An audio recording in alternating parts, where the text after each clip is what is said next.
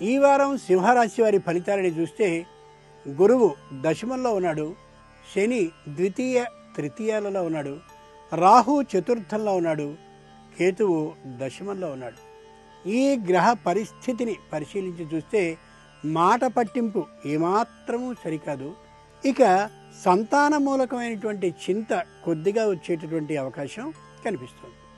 మఖా నక్షత్ర జాతకులు యథార్థమైనటువంటి ఆ చిరు కోపం కారణంగా మాట పట్టింపుతో ఉండడం ఈ వారం ఏమాత్రమూ సరికాదు. పూర్వ ఫల్గుని నక్షత్ర జాతకులు తమకి సంబంధించినటువంటి ప్రవర్తనలో చిన్నదైనటువంటి మార్పును చేసుకుని కుటుంబంలో ఉండే సభ్యులతో సఖ్యతతో ఉండడం అవసరం. ఉత్తర ఫల్గుని నక్షత్ర జాతకులకి సంతానపూర్వకంగా చిన్న మనోవ్యత కలిగే అవకాశం కనిపిస్తోంది తాత్కాలికంగా. దైవపరంగా అయినట్లయితే హనుమత్ పంచరత్నాలని పఠించడం మంచిది.